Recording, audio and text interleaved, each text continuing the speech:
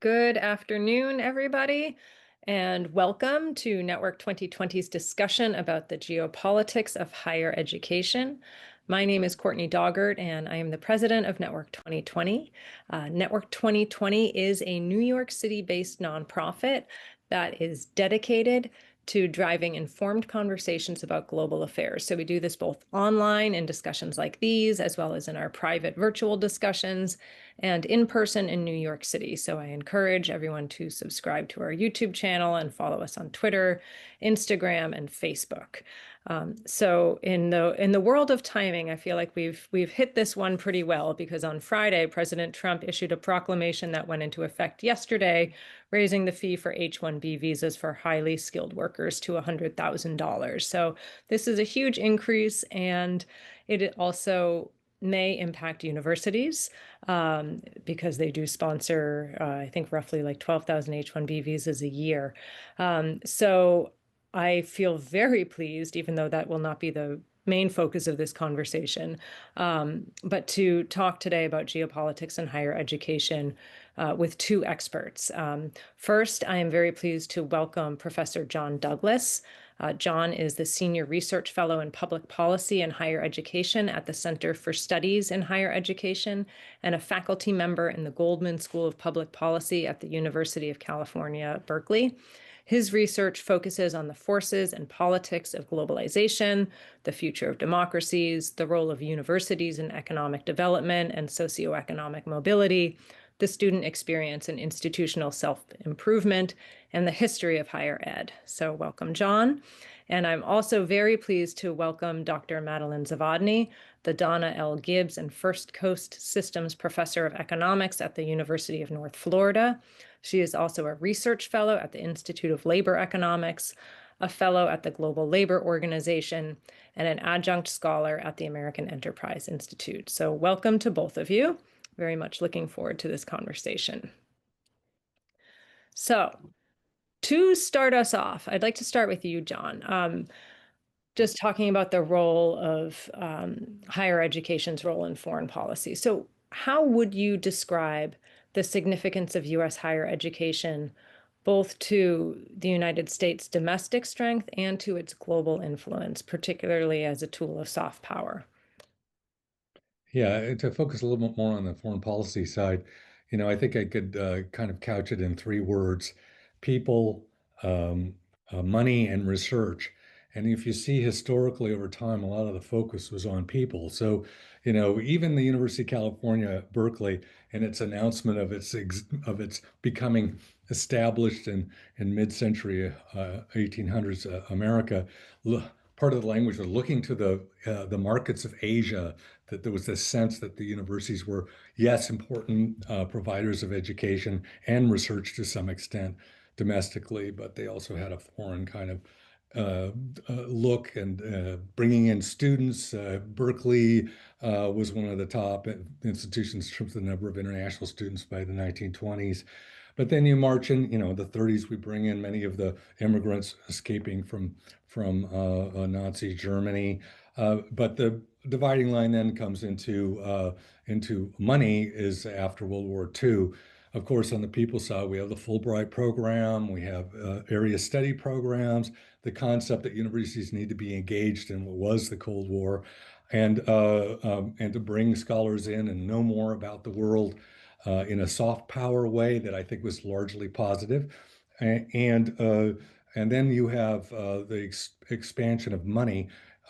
Yes, the Marshall Plan brought funds and things to reconstruct Europe, but you have the U.S. aid is really a beast of the early 60s, and the conceptual ideas that the United States, via its universities partially, was to be engaged in the world in a form of soft power. And how did that, manifest itself? Well, for one, it had to do with doing research in water quality or healthcare or electrification or all these kinds of things in various parts of the world. That was an important expansion of soft power from the United States. And, I think also you could see a very contrast to the Trump administration during the Bush administration, the efforts to halt HIV in Africa and other ways. So we had, and the USAID was a huge program. People talk about the Belt and Road program, but the USAID, in terms of its overall extensive reach and positive aspects it brought to American foreign policy, was really quite significant. Now we're seeing this huge erosion in that, and that's terrible. And I think we'll come back to the issues of what's happening in the United States and what is really kind of a collapse of our science capacity and attacks on universities. All right, great.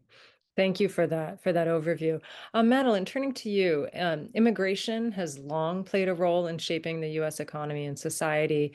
But how would you assess the broader significance of immigrants to the United States and more specifically their role within U.S. higher education? Sure. So about 15% or so of the US population's foreign born, or what we would call an immigrant, regardless of legal status, everything from unauthorized to naturalized citizens. About 19% of our labor force is foreign born. So because immigrants do tend to come at working age. Nonetheless, some come younger, right? And so they're part of, our K through 12 population, and in particular, our college and university population. So perhaps 5%, maybe 3 to 5% of undergraduate students in the United States are here on an international student visa. But then there are additional students who were foreign born and came to the United States before starting college. So they'd be immigrants. So maybe 10 to 11% of our undergrad population is an immigrant or foreign born in that way. Among graduate students, it's a much larger number, perhaps 1/6 of graduate students, typically in master's and PhD programs, not in professional programs, are here on an international student visa. And then when you add in immigrants who have other visa status, or perhaps in a few cases are unauthorized, or again, naturalized citizens, even larger, about 25% or so of graduate students are what we would call immigrants. So they're a very large share of students, but not all, unquestionably. And they contribute a lot to our society. Immigrants and international students contribute a lot to our society and our economy. It turns out education is our seventh largest export sector for the United States. Who would have guessed, right? So we make over $43 billion a year from higher education to international students alone. And then again, immigrants are adding as well. And they're not just an important part of higher education, but you could think about the tech sector. You could think about leisure and hospitality. Pick a sector in the United States, from agriculture to, again, high tech, and immigrants are contributing quite a bit to it. And Yeah, just if I could only add one quick thing, which I know Madeline knows, is that, there have been studies about the startups in Silicon Valley and how many are from foreign nationals who usually have gone through one of the university sectors of some sort. And I think it's like more than a third of the startups in Silicon Valley have been started up by immigrants. So it's really big. And I just want to point out one other element about is that, like, at a place in the University of California, around 18% of the faculty are foreign born, and some are in path towards citizenship, and some are on H-1B visas. So they really form an important integral part of our institutions and our pipeline towards talent. And I'd only add to the other thing is that there is this question, are foreign-born immigrants coming to our universities displacing domestic students?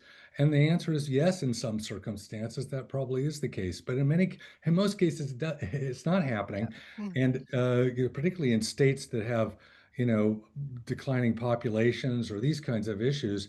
And so it's a dynamic part of our lives. We need to have open access to the talent of the world. That is what has partially fostered our economic development and our being number one really in tech. Right. I think we can all think of, unicorn companies that have been founded or co-founded by immigrants, from Elon Musk to Jensen Zhang and so on, that they're very important to the high-tech sector in particular. About this idea, I've heard this from my own students, that immigrants or international students are taking a slot away from a US native. With the exception of sort of maybe perhaps the very top colleges and universities in the United States, this is not true. There is a lot of capacity, and there's very good research showing that bringing in international students, because they pay full freight and out of state or international tuition, actually are cross subsidizing in-state domestic students at public universities and also sometimes at private universities as well. Great. Thank you both for those clarifications. And one brief follow-up, Madeline, do you have any sense, like, are you able to put numbers to um, the students that come here, let's say, to study and then stay versus those who wind up going back to their home countries? It is not easy to get to stay in the United States after graduation. It's not that easy necessarily to get an international student visa in the first place, particularly the Trump administration this summer made it a lot harder with its interview pause and then a social vetting procedure that they're still exactly trying to figure out. But if you want to stay after graduation, you have the option to do what's called OPT, optional practical training, which is 12 months for most degrees and up to 36 months if you have a STEM major. So that is important of the 3 years, the 36 months, because it basically gives you three shots if you were a STEM major from a US college or university at an H-1B visa, which they're numerically capped. They're very hard to get. And so if you're an international student, that's kind of the path you typically would follow if you want to stay in the United States.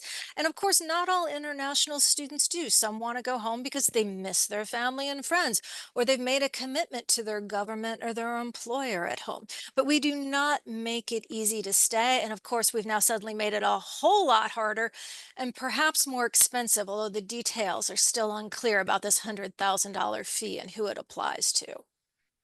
Great. Thank you for that clarification.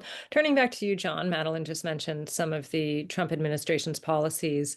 Um, which policies in particular has the Trump administration implemented that directly affect U.S. higher education? And what are, in your mind, some of the broader implications of these policies for universities and America's global standing? Well, it's not a good story, and I think it's going to get even worse.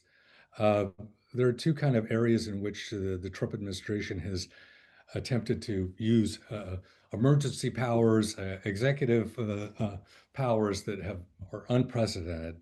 And one is to make broad cuts in science funding in this fiscal year. One have to understand there's two stories going on. I'll tell you the second story shortly, but the first story is the fiscal year of this year. And so there have been broad cuts without clarification as to why, just general statements that, grants from the NSF or NIH have DEI language in it or too woke or something like that. It's the criteria isn't clarified. We're just kind of in this impulsive uh, policy era where nothing needs to be explained or to the public or to universities, and that is being used in combination with attacks on universities for being too DEI, under the charge of being allowing anti-Semitism in some systematic way, which is really, I think, very disingenuous. Yes, there have been real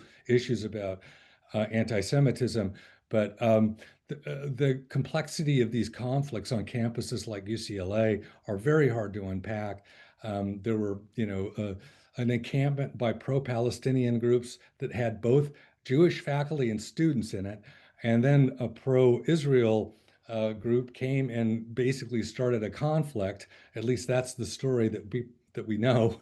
And so there's blame on all sides. But this has been used by the Trump administration to then intervene in institutions such as Harvard, such as Columbia, University of Pennsylvania, and now more recently UCLA, and really the UC system, because this is the first time a public institution has really been put and attacked by the Trump administration for supposed civil rights and violations and reverse discrimination charges and these kinds of things that are kind of ongoing. But the way they can really penalize places like Harvard, these are research universities who depend significantly on research funding. a place like Berkeley, or I should say the whole UC system, which is 10 campuses, is around 35% of its entire budget is from the federal government. That's including research funding, but also financial aid that goes to students and these things. So they've used this kind of disjuncture between charges of anti-Semitism to then arbitrarily say, "Oh, UCLA, you now have a fine of $1 billion." Trump personally made this claim of a fine that is now, ongoing discussions how to do that. So these are two aspects, but then there's all of these different kinds of things that are affecting universities. The visa policies that you've partly talked about, and Madeline has this change in H-1B visas, deportation that's maybe selective, but it's very kind of reminiscent of Russia and Chinese tactics. You go after a few people to lay a message broadly. There's also, fears of censorship. Don't say certain things in your grants or these kinds of things. So, it's really a broad area of areas that are both financially impactful on the ecosystems, particularly of research universities, as I said. And then it demands, if you want that money back for this fiscal year, you need to acquiesce to all kinds of forms of intervention that no federal government has ever attempted before, including monitoring and data on admissions and individuals' names. It's quite worrisome and scary. But as I said, this one last thing is that it's going to get worse. And why is it going to get worse? Well, because we've had court cases in order to reinstate NSF funding. These are in this fiscal year. These are contractual agreements to do a grant to perform a grant. You've gone through a process. You have a contractual agreement with the federal government, and there have been lawsuits. Some 120 lawsuits, not just on the financial side, but other on other issues, including financial aid and civil liberties and these kinds of things. And the court cases have largely, so far fallen in favor of universities trying to fight back and get, say, NSF money left. But the Supreme Court recently made a decision on a class action suit in which there was around $800 million of NIH money that the lawsuit said, this should be reinstated. You have a contractual agreement with the federal government. And the Supreme Court said, oh, well, I don't know. I think the president has the power to do this. And there may be merits to some of these cases, but you need to go to a lower court and individually claim it. So that really opens the gate of power to Trump in the next fiscal year, where he has already proposed about a 35% cut in funding for science, for R&D in academic milieus. And we'll see if that happens, includes like a 40% cut in the NIH and a 50% cut in the NSF. We'll see if that comes out in this budget fights that come to a head at the end of the month, supposedly. And I think science funding is going to be relegated to a minor issue in light of other major issues such as healthcare for poor people. But the net effect is, you go, even if they do that those cuts are reversed by the Senate and the House in a bill, the Trump administration can say, oh, we're not going to spend the money. And then in addition, final point is they have eroded the peer review process, which has been a cornerstone of American science, and to remove allocation of grant fundings based on scientific merit as determined by the scientific community, as opposed to a political tool. And the Trump has ordered that there should be a political appointee in every funding agency. We have many funding agencies that fund academic research and R&D in general, that this political appointee should review every grant to make sure it follows the president's agenda. So you're creating a scenario in which I think we're going to see a huge financial impact and decimation of the scientific community as we go into the next fiscal year. Thank you. And one follow-up question to that, just to put this in context. Are these challenges that we're seeing, sort of this tightening of the funding environment and the implications more broadly, are they unique to the United States, or are you seeing similar tensions between immigration, national security, and higher education playing out in other parts of the world? Well, the most significant match would be Hungary, in which much of some of the tactics that the Trump administration has taken on mirrors those efforts to reorganize science funding, get rid of faculty that are seen as not loyalists. We'll see how far we get into that world, but I'm fearing that we are seeing the scaffolding of a kind of a version of autocracy in America. We'll see. I'm not saying it's happened, but we're moving towards this scaffolding of all kinds of areas. Militarize the I'm sorry, yeah, militarize the police, or social media controls. The Kirk tragedy is feeding into an effort to even further suppress freedom of speech and these kinds of things. So Orban is a certain, but we're not. I've never seen anywhere these levels of cuts in a structure of science funding that one is, arguably the United States has been the most robust and most successful in the concept of investing in science. And out of the 60s, really came the conceptual idea that you should broadly fund research. You shouldn't be, Soviet style command economy investing in specific things. That yes, you may have an emphasis on AI or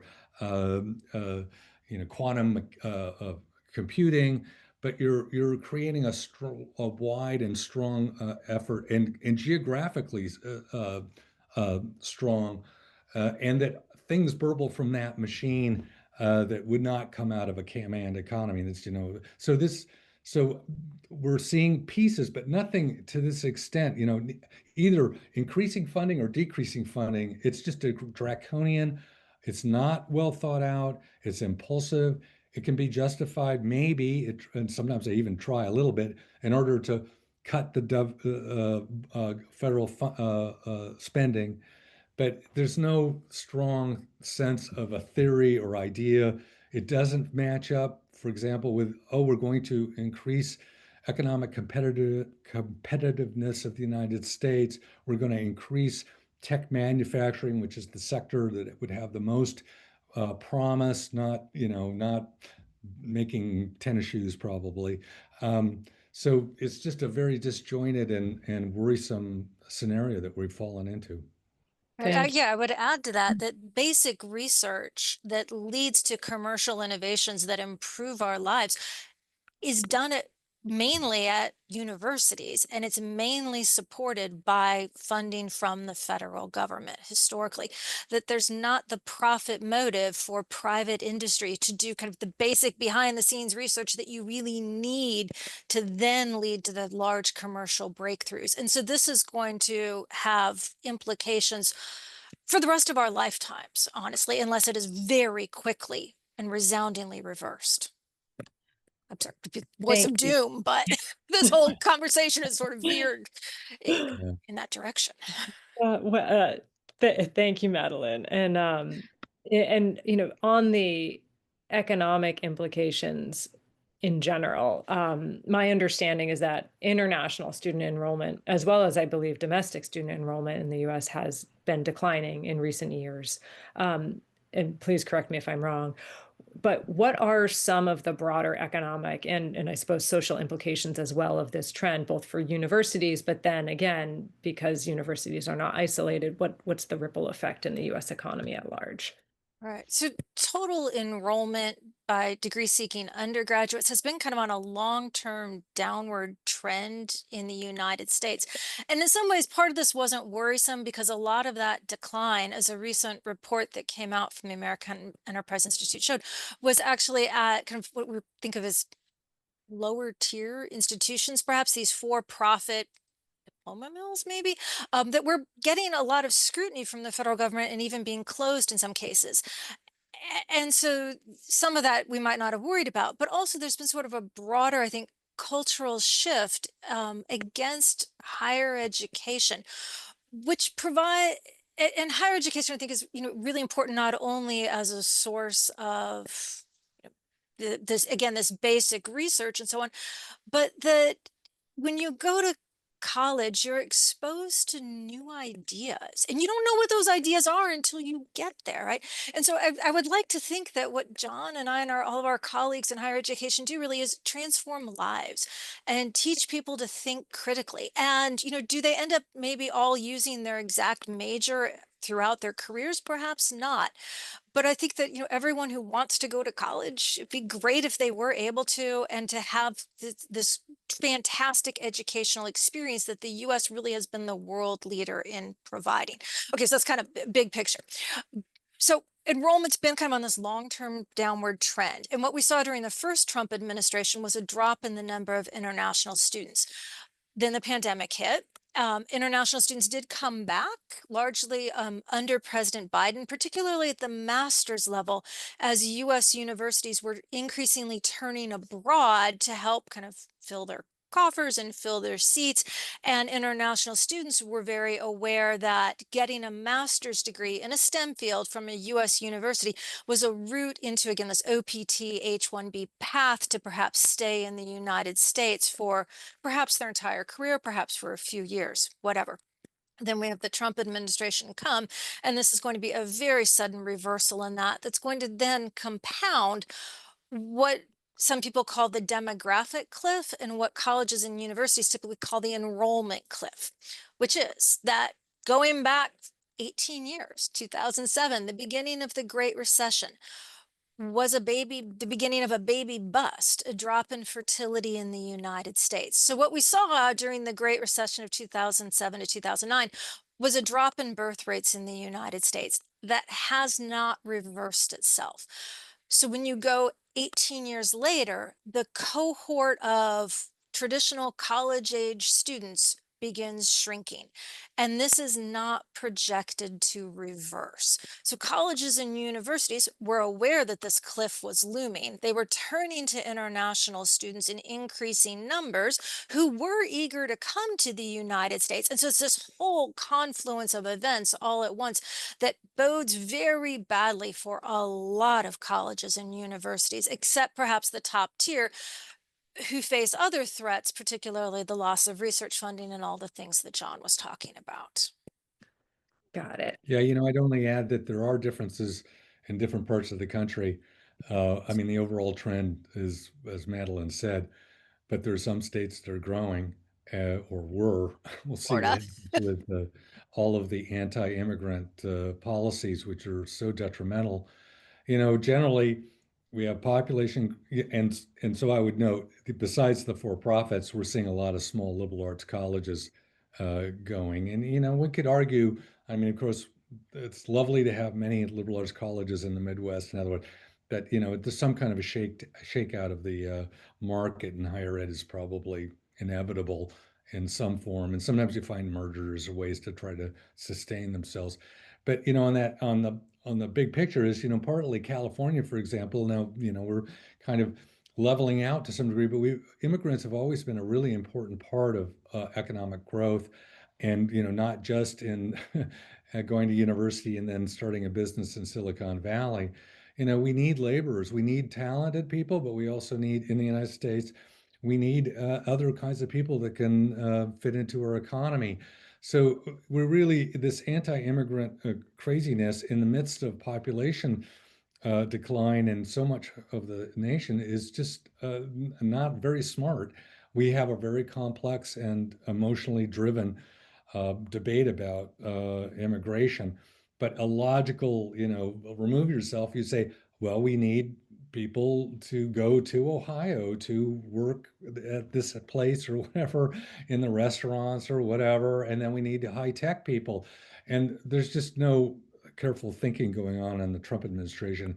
And the net result is we're going to have more labor shortages. I think, as Madeline probably well knows, is that we haven't seen unemployment go up by a lot. Well, that's partly because we're deporting people, or people are removing themselves from the labor market for fear of being deported or victimized in various ways. So we're just not in a logical place in many ways, but immigration policy is one of them. All right. So today we're focused, of course, on higher education, but where this is going to be felt very hard besides high tech industries is kind of the lowest tech. Agriculture, who is going to pick the crops? Meat packing, who is going to do it's called the disassembly line. And then home health care aides. We're an aging country. Who is going to help our elderly? That we have enormous needs across the economy, and we really have an economy that relied on immigrants for our population and labor force growth. And this is suddenly being reversed without a way to fill those needs. Mm. It's a great point, and I feel like we need to have another conversation. I feel like just about that piece. Um, in the meantime, though, I want to get in a couple of more questions, and then I'll turn to the audience for Q&A. So, John, I wanted to talk about one of the reasons why there are some restrictions on international students in U.S. universities, and that has to do with national security risks, particularly in sensitive research fields. So I'm curious to get your take on um, your take on those concerns, how U.S. Universities and policymakers should address them without undermining the benefits of global academic exchange. So what's that right balancing in terms of national security and international students? Well, I would say in the contemporary context, academic espionage does happen, but it's probably a much overblown problem. Going back to the Obama administration, there were attempts to kind of have universities account for all the joint projects and programs and things they were doing. We had a period of optimism about globalization after around 2000, and there was kind of a sense that universities, for example, should have, a presence in China or Hong Kong or Saudi Arabia even, and or Doha. And there was this optimism, and there was just kind of a not always thought out effort to create international links of various source forms, and sometimes not thinking about national security issues. But beginning, about 10 so years ago, the federal government was saying you need to account for what you're doing in federal programs. And this has evolved into, there are areas, in which Chinese students are not allowed to have PhD students in or postdocs and these kinds of things. So they've created areas that are deemed national security risks of some sort, and this is a structure that now exists. And the question is, does it expand or not? We may have just lost John. Oh Let's see. no. Okay. Hopefully he'll be able to rejoin All right. us. Hopefully All he'll of you be. are in the audience. John's in England right now. Yes. Oh, While we oh wait for him dear. to rejoin, Madeline, why don't I just turn to you? What steps do you think U.S. universities? So the Oh, question is, there he's back. regarding national Okay, students, there we go. I think it's a little hard for me to concentrate when somebody's having a conversation, but so uh, so there are structures around that, and now the question is with the Trump administration and then many in the Republican Party, in particular in the House and Senate, who want more restrictive. Like there was another bill out there that said, oh, we should have no Chinese students in the United States based on this kind of blown out idea that they're stealing our secrets and all that. Most students are not working in vast majority of students don't work in any area that has national security risk. But there are questions about the technology, and the Xi government is very aggressive about, uh, as they call sharp power, using ways to influence politics or infiltrate. So it's an important issue, but it's also not really fully understood, and I think largely overblown. All right. Thank you for that. And Madeline, last question for you before we turn to the Q&A box. What steps do you think U.S. universities and policymakers should consider to sustain the country's competitive edge in global higher education, again, while balancing some of these national security concerns? I'd never heard this phrase sharp power before. That's really intriguing, and So interesting sharp to power think about. is like, trying to manipulate the election in Australia. It's, or student groups going out and monitoring faculty for if they say anything against China, that kind of stuff. Wow. Right. So we did have this rise in international partnerships where a lot of particularly name brand colleges and universities were setting up foreign campuses or partnering with colleges and universities or foreign governments, perhaps in other countries. And that seems to be going by the wayside, perhaps, but it does seem like a really important way to share your own faculty and students as well as recruit um, faculty and students and international talent. So it seems important to continue that for our competitive edge. It's just interesting to look at these rankings for what they're worth. I think we all can roll our eyes perhaps at rankings of colleges and universities, but it's very interesting to, like, if you look a generation ago, international type rankings would be almost exclusively US institutions plus a few British ones, right? Cambridge and Oxford and so on.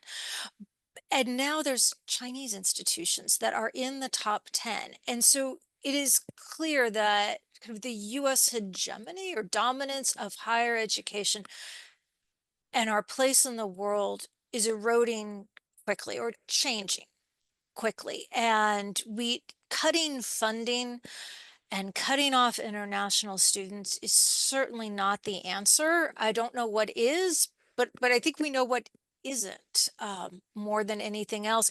And so partnering with our international friends, building those friendships with Canada, with the EU, with the UK, with Australia, with Singapore, whatever, seems very important to keeping what had been our traditional role as the place for research and educate higher education.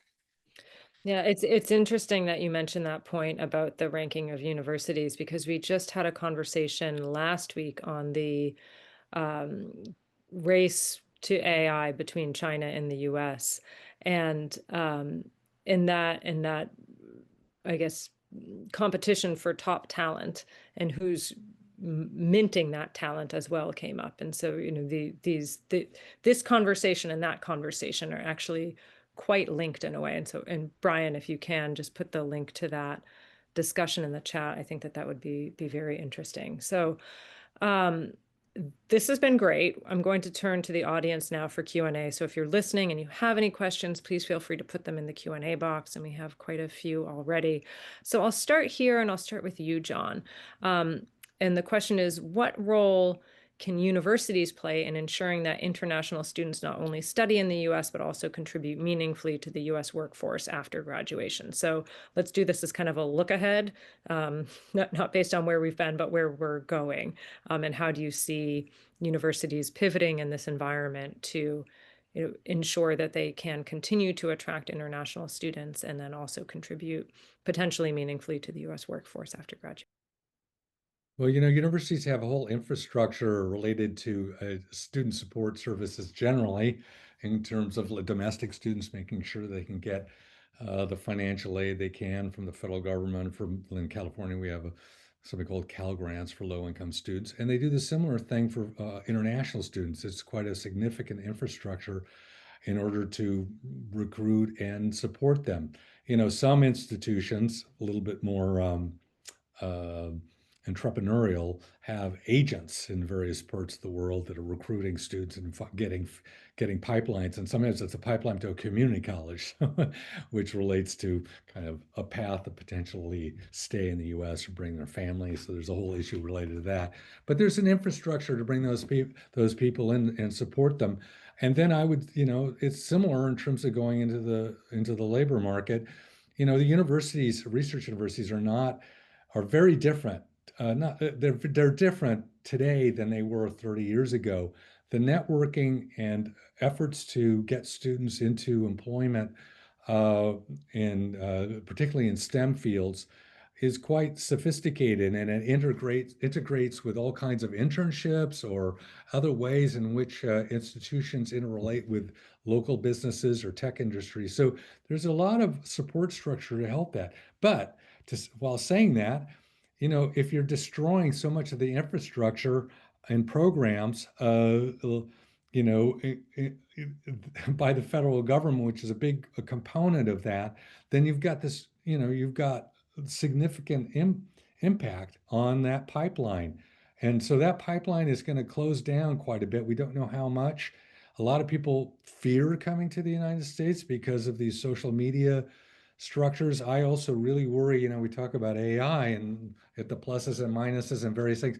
Just think of how AI is going to be used in a national security state, especially if one like China, which has a social index score in which they monitor and they score people as to their fealty to the Chinese government. So we have some real dangers going on that, and those kinds of things are going to really suppress the market and the ability for people to come. And well, I understand Madeline's point about not everybody stays. The United States has generally had higher stay rates than other countries, and it has benefited us greatly. The most competitive economies, I think it's clear, are ones that both make sure that there's a broad access to higher education among its domestic population and is open to international talent. The two are not opposed to each other. You just have to build the structure and the support programs to make it work. Thank you. Madeline, we have a questioner here who writes, my recollection, the questioner's recollection, is that for every federal $1 funded, economic yields are up to $7 to $9. And she cites NASA and the NIH as sources. Why isn't this argued more forcefully during budget discussion? So is that true? And do you see this argument circulating in the conversations that you're hearing? That number sounds right. I think the ROI on federal funding for research is enormous. Right? The fact that we're doing this over Zoom, right? That the internet was a result of Defense Department spending, and working together with colleges and universities, which were sort of where the internet rolled out, and so on. Why wasn't it argued forcefully, John? Maybe I kick that over to you, because I'm at a Well, loss. well, I don't have a great answer. I think, we're in this blitzkrieg of issues, whether it be healthcare, immigration, as I said before, efforts to, start militarizing the police or, deputizing the National Guard. And it's just an avalanche of issues that are just really significant. And higher ed and science funding gets, kind of buried there. And then, as I said, we've had some support by a few of the Republicans who were kind of the normal at the edge Republicans on certain issues, like Susan Collins in Maine, and a few in the House that say, "Well, we can't cut funding like this. It's going to happen," because they know these kind of numbers, whether it's 8%. You have to take these things with a bit of a grain of salt. These impact economic, but there's something very significant there. And it's just very hard to argue this either in the public forum at this point in time with all the issues going on, or in the halls of Congress. And, even I would say we're in a dangerous area because even the big tech players are pretty quiet or supportive they want deregulation, and they're kind of acquiescing to this and nodding their heads and not trying to get in the way. And it's not just Elon Musk. It's also others with their social media machines and all of that. And which is, I'm not saying it's the same, but there's a similar scenario you saw with the rise of fascism in Germany, where the business sector kind of said, well, it's better than Bolshevism. So it's hard to get traction. I think, you're not going to win the day. You need to do it. We have lobbying entities like the AAU, the Association of American Universities, and um, uh, uh, the American Council on Education, and various groups, and they're working on lawsuits. They're trying this. They're trying to lobby, but it's, I think, just a very crowded and difficult blitzkrieg in and it's impressive to some degree. I call it kind of competent incompetency, in that the level of activity is amazing. Just in higher ed, 120 lawsuits. That means the DOJ has to defend and be in court in lower courts. They've got to have an army of the willing to be there. And so the extent of it is just really surprising. And the only thing I'll say is I think the fight is a longer one, unfortunately, and it's going to get darker. But the fight is at the local level. We need to, you should worry to some degree about blue states like California, but not really. You need to focus on the districts that are kind of between, and it could flip the House. And, why isn't local constituents in Alabama, arguing and say, oh my gosh, look, they're going to cut the healthcare system at the University of Alabama, which is I think it's the biggest employer in the entire state. Yep. And, in healthcare, you may know that red states largely live off of blue state income, but there's some gray in there. But the transfer of money goes to the red states largely. But, why aren't the local constituents going, oh my gosh, you're going to destroy the University of Alabama? And, that employs people at the healthcare issue. But the football But team might still win. Sorry. there you go. And so where's Tommy Tuberville, right? He's the senator. He doesn't care, so it doesn't add up to the normal political process. And I think we're really talking about the economy going down, people getting upset in a larger place, and the higher ed sits there, but it's not a driver. Right. I agree. It's like a fire hose right now that there are so many things that are changing so rapidly that businesses, lobbyists, members of Congress have to pick and choose which battles they're going to fight. It'd be nice if perhaps if they pick our battle, the battle that is closest to our own hearts. I remember asking a lobbyist slash immigration lawyer about a year ago why the high tech firms weren't fighting harder for immigration reform, particularly related to H-1B and then employment based, permanent resident visas to get a more sane system in place. And he said, well, this just they have a lot of competing things that they want to do, and this one is not the one that most impacts their bottom line, and so it's not where they're going to kind of push their chips on the table into. And so this is where we've ended up. I'll just add one other thing, because I think fear is a big component of where we're going.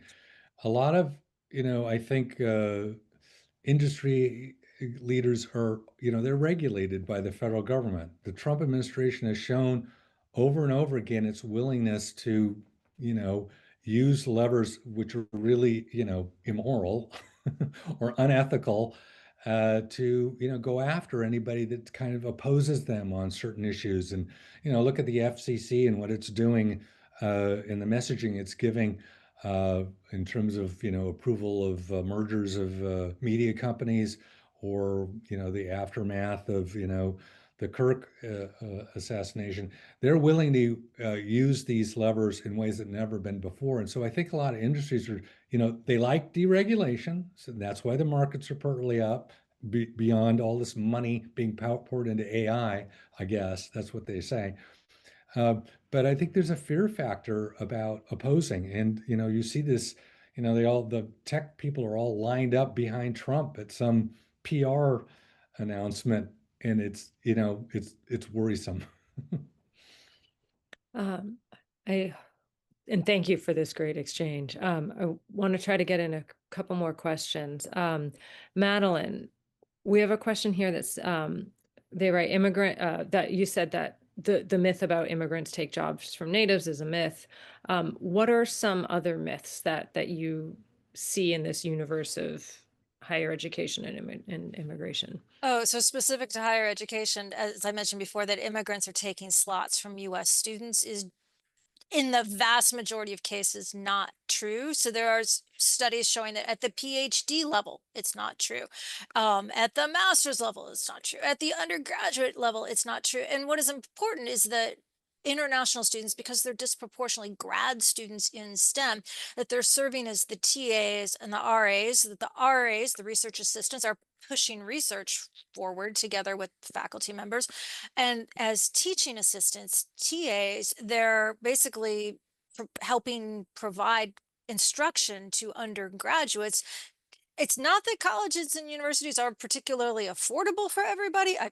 There are other concerns about the rising cost of higher ed, but it would be even more expensive absent international students, because they are, again, cross-subsidizing by paying those higher fees, but also that they're unpaid, in many cases, labor as teaching assistants is helping support US students to go to colleges and universities.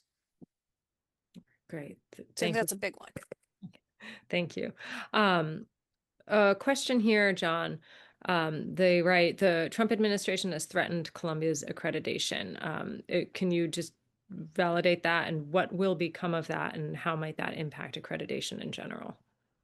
Well, I might be slightly behind. I don't recall that one, but I know that the Trump administration, and this is the next on their list, is to use accreditation as a tool for further intervention into university curriculum, academic programs, financial feasibility, and these kinds of things. So this, the model really came, and partly from a lawsuit came out of Florida, which questions. So just so people understand, the federal government, has certain things. It's not like in most of the world, there's a Ministry of Education and they have broad powers.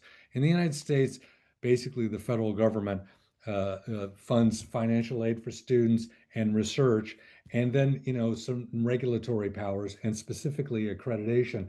They don't do accreditation, but an institution, accrediting body is recognized by the Department of Ed.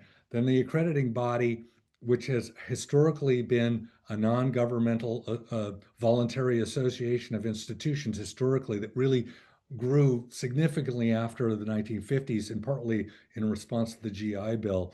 And that was, okay, we recognize that accreditation. That means that you're now, and then you're accredited. That means you have access to student financial aid. So that's obviously huge. So, if the Trump administration is trying to reinvent accreditation because it sees it as part of some Marxist, Leninist plot. I mean, these are the kind of words that are being used. Universities are the enemy. We need to control them. They're full of, crazy leftists and all that. And not to say that there isn't some smidgen of truth in parts of it, but it's not, everything is not just black and white. But in any case, I won't get into the problems universities have had. But the accreditation is another piece, and it was outlined in the Heritage Foundation's outline, which has formed a kind of a lot of the agenda, only they've expanded tremendously in all areas of federal government policy, but including higher ed. And accreditation is a way to really be able to further control universities and say, well, we're not going to accredit you unless you get rid of, I mean, theoretically, they could go unless you get rid of this whole curriculum. Well, we don't want Middle East studies. That's, it's Islamic or whatever. I don't, the rationale can in there. It doesn't even have to be justified. So accreditation is kind of the next foot, or one of the next feet to fall. Right. Yeah, this link to financial aid for students is just so critical, since so many of our students, depend on federal financial aid, be it from having a Pell Grant to having a federally subsidized loan. Great. Thank you So for watch that space. clarifying There'll those. be, there'll be more. There'll be more of this going on going into the next fiscal year. All right. Thank you for that. I guess. Madeline, we have a question here. Could excessive restrictions on foreign research partnership undermine US competitiveness and innovation? So what do you see happening? Like when you're looking, I guess, at the university's role, let's say more broadly in the labor market, in innovation in particular, are there restrictions that might impact that? And then I think this questioner is asking in particular about foreign research partnerships. So I don't know if you know anything about that. I think John would know more about this since that would be a national security topic. Any Well, uh, input there? let's just put it this way. We're going to see a significant decline in these kind of interactions. And, that means a significant decline in things like science diplomacy, interrelations with, to work on big problems of the world. So, one of the advantages we talk about in terms of science, or one of the points of science diplomacy, is yes, to create relationships, and they're usually human relationships that will focus around topics that work together. And the concept is that, you need minds, the best minds in climate change to work together, or whatever. So we're going to see a decline in that, and we're going to see a decline in global cooperation in relationship to uh, health. As I was saying, issues like water quality or other kinds of things, a lot of things that align with the UN's uh, goals, SDG The goals. Sustainable Yes, Development sustainable Goals, right? development goals. Right. And so, yeah, so for example, already you're seeing it's not a complete decline, but a shift. There's a significant decline in co-authorships between Chinese and American academics. And I mean, some of these academics were a Chinese background too, and I'm just noting that, they're an important component of our faculty in many universities, one component, not a dominant. So you're seeing a huge decline in those cooperations. And so, we're getting kind of into these silos, as I was kind of indicating before. I'm trying to write and try to think a little bit more about the concept of a neo-academic Cold War, in which, it's not like the Cold War before, which was bipolar. This is multipolar, and we're starting to see kind of limitations in cooperation. And it's not just in the US. So, for example, in Europe, in reaction to Putin's brutal invasion of Ukraine, they said we're not doing any more research cooperation with Russia. We're not going to, they're removed from the European research area and the education area too. They have these different titles of cooperation. And so, we're going to see a decline in the world working on some of the most major problems facing our world. What we've seen here in Florida, so I joined University of North Florida in 2017, and at the time it was that you couldn't really cooperate with Cuba. Okay, fine. And what that has now become is it's a list of 7 countries, which includes China. And so you can't have an affiliation with a research university in China.